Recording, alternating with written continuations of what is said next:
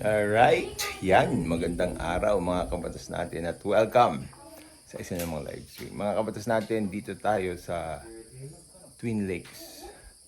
Lake Danao at saka Lake Balin sa Sayaw. Speaking of Twin Lakes, mga kabatas natin, let's talk about yung SONA ni President Bongbong Marcos. Mga kabatas natin, yung SONA nagiging controversial ngayon kasi nga yung pondo daw is 20 million pesos.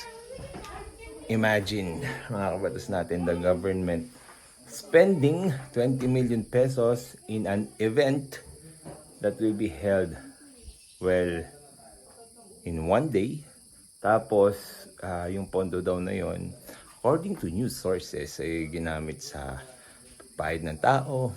Tapos, ginamit sa pagkain.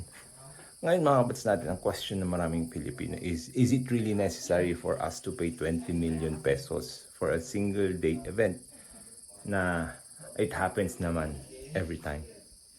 Mga kabatas natin, alam niyo naman na yung sagot dun, no?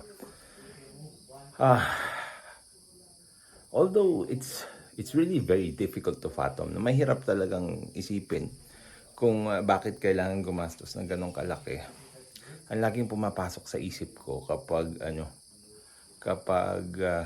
malaking pondo ang nilalaan para sa mga kapritsyo ng mga politiko, mga kabatas natin, yung extravagant lifestyle tsaka yung living modest lives na nasa ethical standards ng public officers and public employees. Ngayon mga kabatas natin, kung ganun kasi talaga yung yung kailangang gastusin, bakit hindi laging ganun ang ginagastos?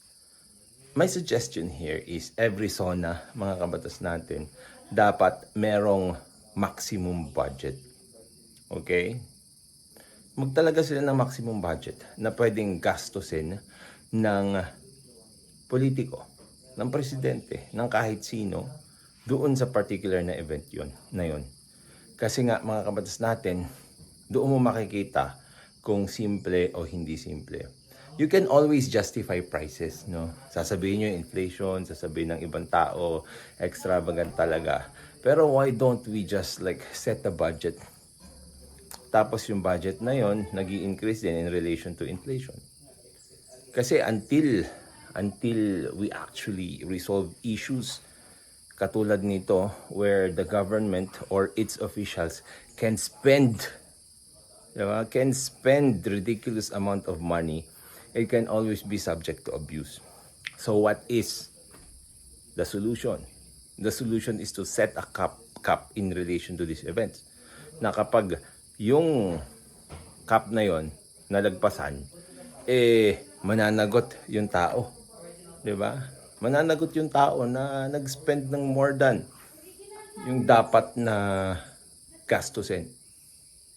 Yun ang dapat siguro natin gawin dito. If we leave this unattended, if we leave this unchecked, it can be subject to, of course, abuse. And what does laws do? Yung mga batas natin, ano bang ginagawa nito? Yung batas natin, nagseset siya ng mga standards for people. Kaya nga set of rules, set of standards for people na dapat nilang sundin. Ngayon, if we can set budgets for this one, I think 20 million is really a ridiculous amount to spend in one day, no? In a single day occasion that does not produce anything substantial.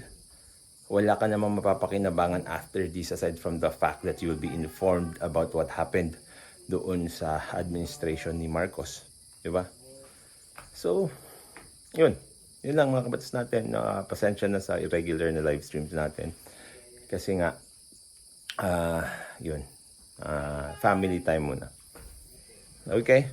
Yan. Maraming salamat mga kabatas natin. At syempre, coming from here, no, patuloy po tayo na mahimbing dahil alam natin. Ito, trivia muna. Twin Lakes ito. No, bago tayo umalis. Twin Lakes ito. Kasi ito, nasa likod ko, this is Lake Balin sa Sayaw. Mas malaki siya. Ito naman, baliktad. Ito pala, this is Lake Danao. It's smaller. Tapos, this is Lake Balin sa Sayaw. Ito naman ay mas malaki. The mountain we are on is a dormant volcano na. And this is located in Dumaguete City. Yan. So they're called twin lakes kasi nga hindi sila magkadugtong. May nagdi-divide sa kanila na landmass. Ito yun kung saan tayo nakatayo. Ito yung landmass na nagdi-divide sa kanila. Pero they are lakes, still waters. Ano daw siya? 300 meters deep. Yun, maraming salamat mga kabats natin. Matulog po tayo ng mahimbing dahil alam natin na natutulog ng mahimbing, siya yung laging panalo. Paalam po, pansamantala.